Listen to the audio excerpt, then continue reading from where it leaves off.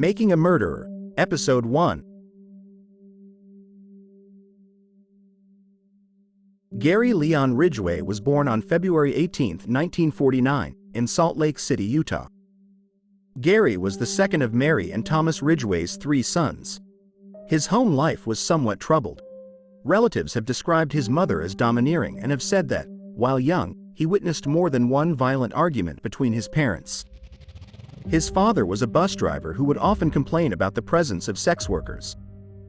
Ridgway had a bedwetting problem until he was 13, and his mother would wash his genitals after every episode. He would later tell defense psychologists that, as an adolescent, he had conflicting feelings of anger and sexual attraction toward his mother, and fantasized about killing her. Ridgway is dyslexic and was held back a year in high school. When he was 16, he stabbed a 6-year-old boy who survived the attack. Ridgway had led the boy into the woods and then stabbed him through the ribs into his liver. Ridgway's IQ was recorded as being in the low 80s. Ridgway graduated from Tyee High School in 1969 and married his 19-year-old high school girlfriend, Claudia Craig. He joined the United States Navy and was sent to Vietnam, where he served on board a supply ship and saw combat.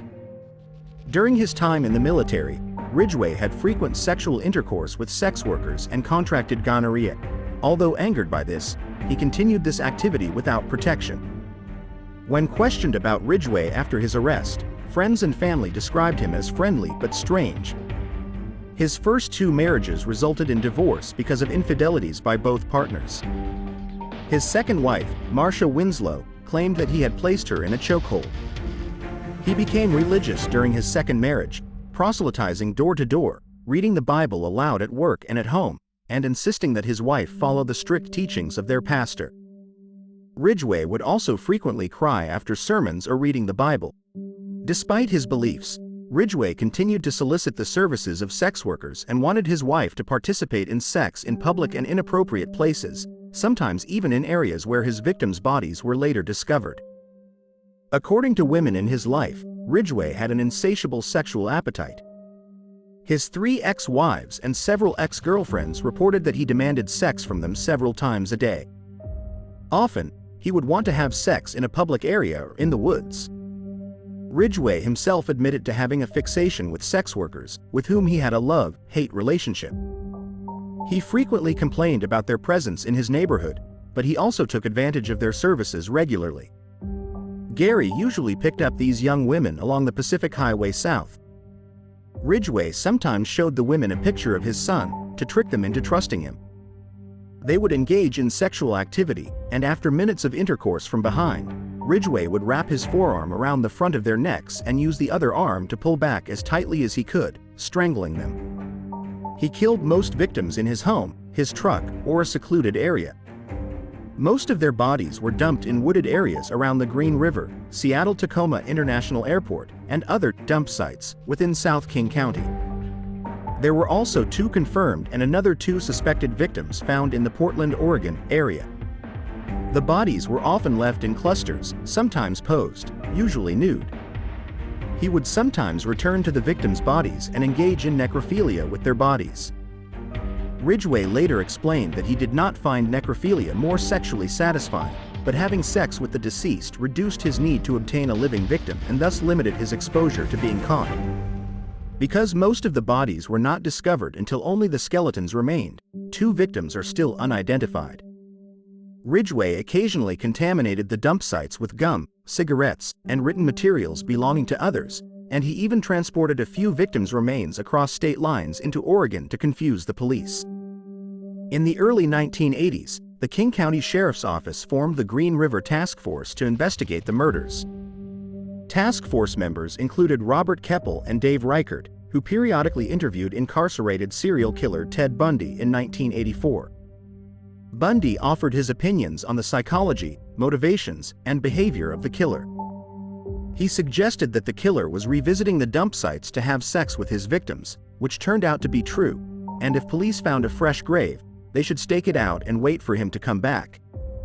Also contributing to the investigation was FBI Special Agent John E. Douglas, who developed a profile of the suspect. Ridgway was arrested in 1982 and 2001 on charges related to prostitution. He became a suspect in the Green River killings in 1983. In 1984, Ridgway passed a polygraph test. On April 7, 1987, police took hair and saliva samples from Ridgway.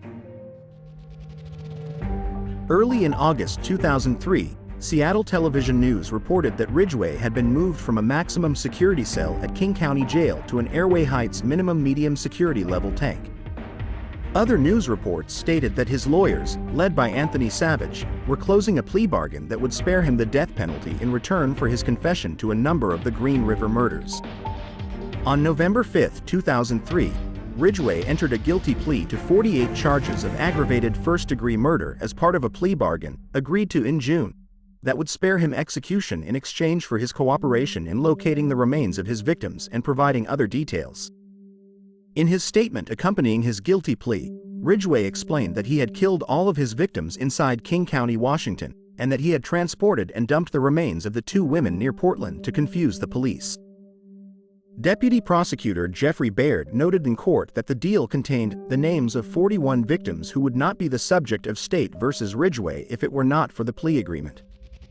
King County prosecuting attorney Norm Malang explained his decision to make the deal. "We could have gone forward with 7 counts, but that is all we could have ever hoped to solve. At the end of that trial, whatever the outcome, there would have been lingering doubts about the rest of these crimes. This agreement was the avenue to the truth. And in the end, the search for the truth is still why we have a criminal justice system. Gary Ridgway does not deserve our mercy. He does not deserve to live. The mercy provided by today's resolution is directed not at Ridgway, but toward the families who have suffered so much."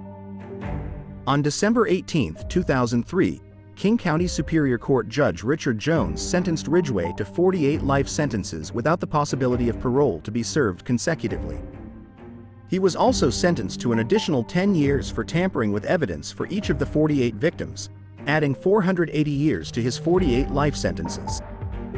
Later, he was given another life sentence after the remains of his 49th victim were found. Ridgway led prosecutors to 3 bodies in 2003. On August 16 of that year, the remains of a 16-year-old girl found near Enumclaw, Washington, 40 feet from State Route 410, were pronounced as belonging to Pammy Annette Avent, who had been believed to be a victim of the Green River killer. Before Ridgway's confession, authorities had attributed 49 murders to the Green River killer. Ridgway confessed to murdering at least 71 victims. Ridgway's victims were not of any specific race or ethnicity.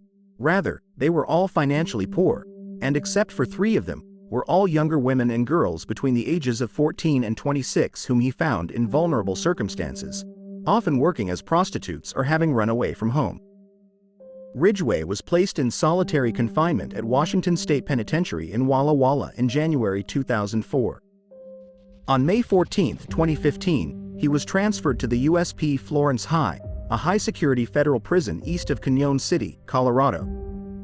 In September 2015, after a public outcry and discussions with Governor Jay Inslee, Corrections Secretary Bernie Warner announced that Ridgway would be transferred back to Washington to be easily accessible for open murder investigations. Ridgway was returned by chartered plane to Washington State Penitentiary in Walla Walla from USP Florence High on October 24, 2015. Tune in for Episode 2 of Making a Murderer, Alexander Pichushkin.